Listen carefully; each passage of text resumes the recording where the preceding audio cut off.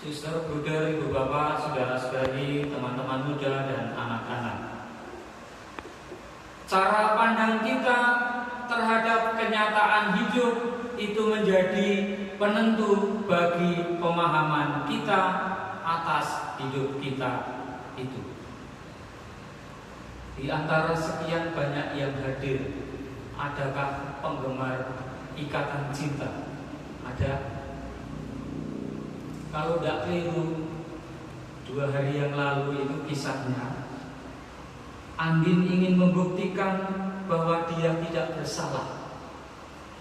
Lalu dia bekerja sama dengan Al untuk mengorek kebenaran, yakni dengan mendatangkan saksi namanya Sumarno. Juga kesaksian teman-teman Roy, Michelle dan Angga. Semoga tidak keliru. Yang awalnya Mama Rosa tidak percaya kepada Al dan Andin dan menuduh bahwa Andinlah yang membunuh Roy. Akhirnya menjadi tahu siapa pembunuh Roy dengan bantuan orang-orang yang ada di sekitarnya. Kisah kebangkitan Yesus hari ini kita bisa melihat juga dari 3 cara pandang, 3 sudut pandang. Sudut pandang yang pertama adalah cara yang disampaikan Maria Magdalena.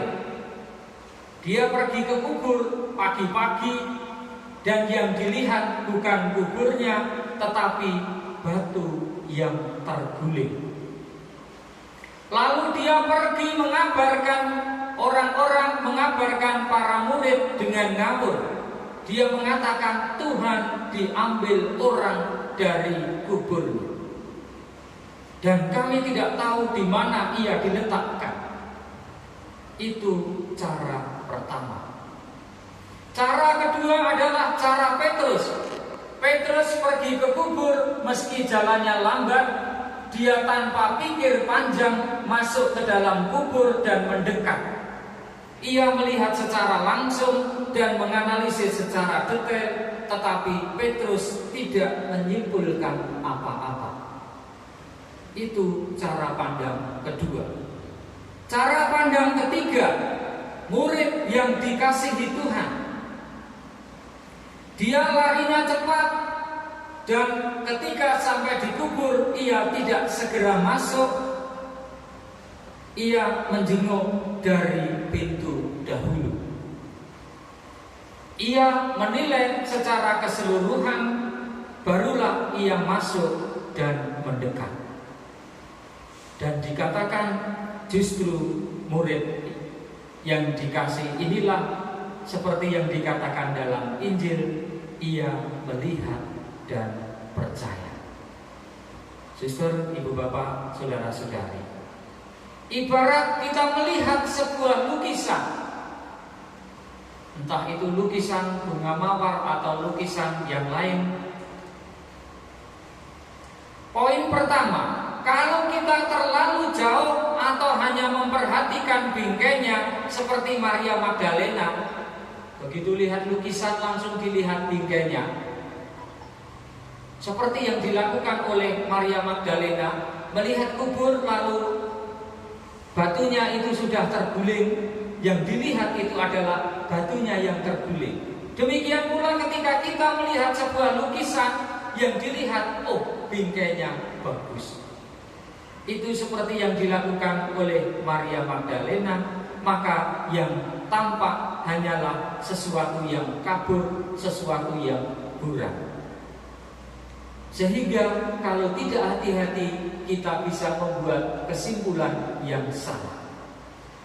Yang kedua, kalau kita terlalu dekat, misalnya lihat gambar ini, lihatnya gini, terlalu dekat, yang terjadi hanyalah keanehan, goresan-goresan kasar yang diwarnai tidak jelas. Kalau terlalu dekat, ini gambar apa ini? Bingung, ini gambar apa? Kalau kita melihatnya terlalu dekat, bingung, ini lukisan apa? Itu poin kedua. Poin ketiga, cara murid yang dikasihi. Dia mengambil jarak, melihat secara keseluruhan, lalu mengamati secara detail, barulah dia menyatakan. Inilah lukisan yang sebenarnya. Atau dalam peristiwa Yesus yang bangkit, akhirnya dia berani melihat, inilah Yesus yang bangkit. Demikian juga hidup kita. Ibu bapak saudara-saudara, kita perlu yang namanya mengambil jarak dan mengambil waktu jeda untuk melihat keseluruhan kehidupan kenyataan yang kita hadapi. Baru kemudian kita mendekati peristiwa itu. Seringkali kita merasa bingung. Saya mencari Tuhan kemana-mana, tetapi tidak pernah ketemu. Ingat, Tuhan itu selalu ada di sekitar kita.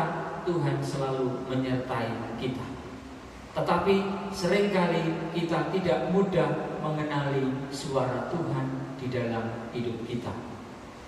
Suara Tuhan kalah dengan HP. Suara Tuhan kalah dengan sinetron dan juga suara-suara yang lain.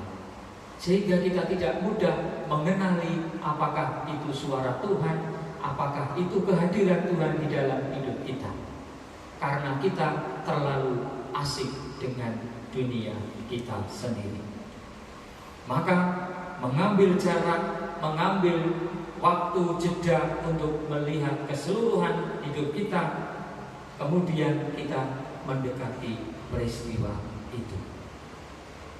Orang-orang yang melihat bahwa Yesus telah bangkit, tetapi mereka tidak mampu mengenali bahwa itu adalah tanda Kristus telah bangkit.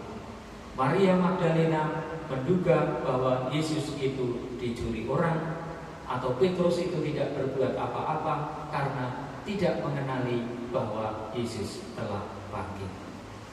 Ciri seorang murid Yesus yakni melihat peristiwa, melihat kenyataan hidup dengan cara yang benar, sehingga mampu memahami peristiwa itu secara benar pula. Semoga melalui peristiwa kebangkitan Kristus ini, kita semua, masing-masing dari kita semakin mampu mengenali kehadiran Tuhan, semakin mampu mengenali suara Tuhan di dalam hidup kita. Dimuliakanlah Tuhan kini dan sepanjang masa.